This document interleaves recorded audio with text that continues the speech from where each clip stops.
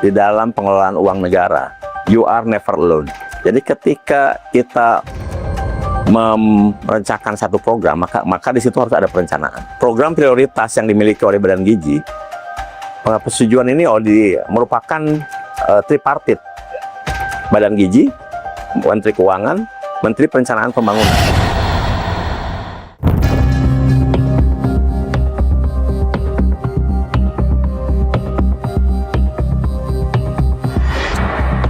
Saudara, meski secerca harapan baru muncul usai kepala dan wakil kepala Badan Gizi Nasional yang baru dilantik oleh Presiden, namun gejolak di Badan Gizi Nasional tak kunjung surut.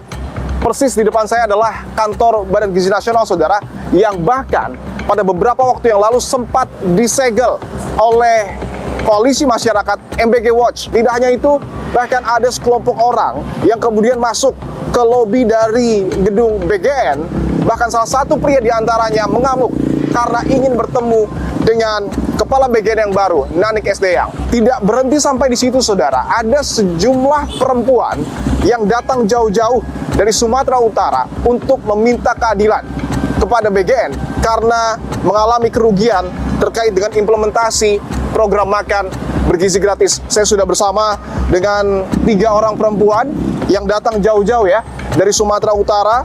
Ada Ibu Erni Hutauruk dan juga Ibu Francisca Simanjuntak dan juga Ibu Helma Sirait. Terima kasih sudah berkenan untuk kami wawancara, Bu. Pertama saya ingin konfirmasi dulu, Bu Erni, Bu Francisca dan juga Bu Helma betul datang jauh-jauh dari Sumatera Utara untuk mendatangi kantor BGN? Betul, Bapak. Oke. Sebenarnya, Pak, saya adalah ketua koperasi yang sebenarnya bertanggung jawab untuk pembayaran supplier. Namun, karena spesimen tanda tangan saya sudah diganti oleh yang merupakan founder Yayasan Bisukma Group yang membawahi 21 dapur, yang sekaligus ketua pengawas di koperasi ini, maka saya kehilangan akses untuk membayar mereka-mereka ini, Pak. Oke, artinya Bu Francisca dan Bu Helma ini adalah supplier? Betul. Oke, saya izin tanya dulu, Bu Francisca supplier apa, Bu? Saya supplier makanan kering, Pak. Biasanya saya dipesan itu ribuan, Pak. Ribuan? Karena ada 21 dapur. Dan tergantung pihak koperasi yang memesan kepada saya. Oke, ada sejumlah uang yang belum dibayarkan ke Bu Francisca? Benar, Pak. Jumlahnya? Jumlahnya yang terakhir ini 97 juta, Pak. 97 juta? Yang belum dibayar. Sampai saat ini belum dibayar? Sampai sekarang ini belum dibayar, Oke, Pak. kalau untuk Bu Helma sendiri supplier apa, Bu? Saya buah sama ikan. Buah sama ikan? Iya. Setiap hari juga menyuplai? Iya, setiap hari. Jumlahnya juga ribuan? Aku kalau ikan itu setiap per harinya itu 300 kilo, tapi dalam satu dapur itu 1 minggu gitu 1 kali. Kadang kalau kemarin itu ada buah 1 ton lebih, 3 ton lebih ke koperasi. Kalau Bu Francisca itu belum dibayarkan 97 juta rupiah, Bu ya, sampai sekarang. Bu Helma? 120 juta lagi. 120 juta? Iya. Sampai saat ini juga belum dibayar. Saya ingin ke Bu Erni bahwa tentu apa yang kemudian menjadi tudingan ini harus disertai dengan bukti. Ibu punya informasi terkait hal ini? Terkait hal itu, Bapak, di sini BGN telah memerintahkan Pak Erikson untuk menyelesaikan seluruh supplier. Ya.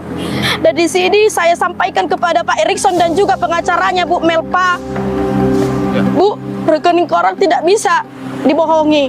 Mengapa di tengah terjadi jeritan daripada supplier, Bapak masih tega-teganya bersama dengan Ibu dan oknum mengeluarkan uang supplier ini untuk operasional pengacara Bapak? Ada tertuang di sini? Ada, Bapak.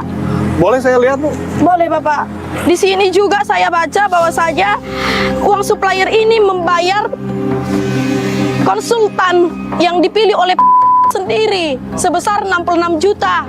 Ini untuk konsultan Ada PT. tulisannya ya? Ada, Bapak. Tim konsultan. Iya.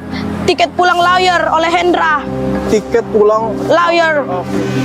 Tapi ada yang menarik bahwa kuasa hukum yang tadi Ibu sebut dibayarkan melalui uang yang seharusnya diterima oleh supplier, menyebut bahwa beberapa supplier ini tidak diberikan uangnya karena terlambat melampirkan nota yang seharusnya diberikan kepada verifikator.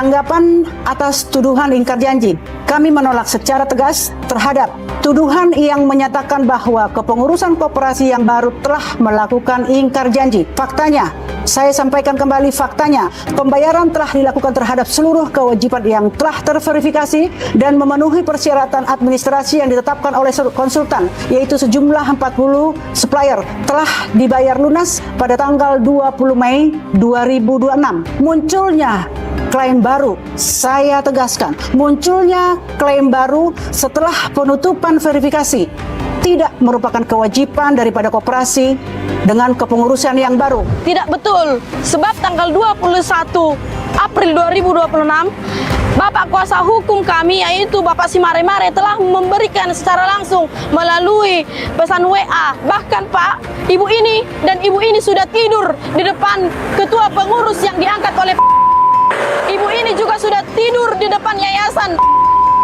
Mengapa dikatakan tidak diberikan notanya?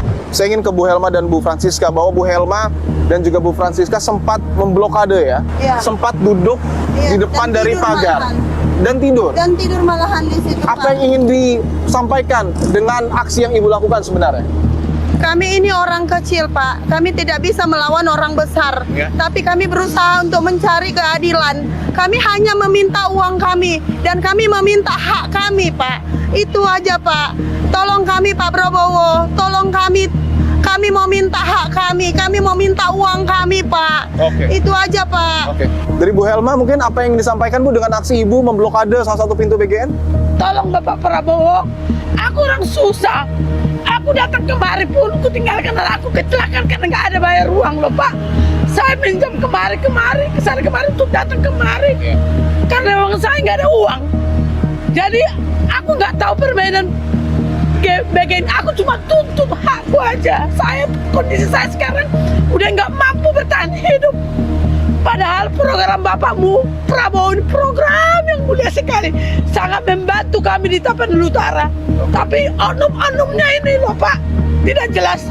Mohon bantuan Bapak yang seadil-adilnya kepada kami. Kami ingin hak kami dan mohon bantuannya yang sesakit ini loh Pak.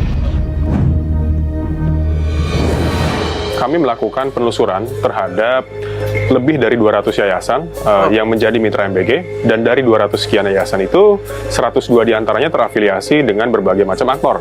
Aktor-aktornya salah satunya adalah aktor politik. Siapa yang terbanyak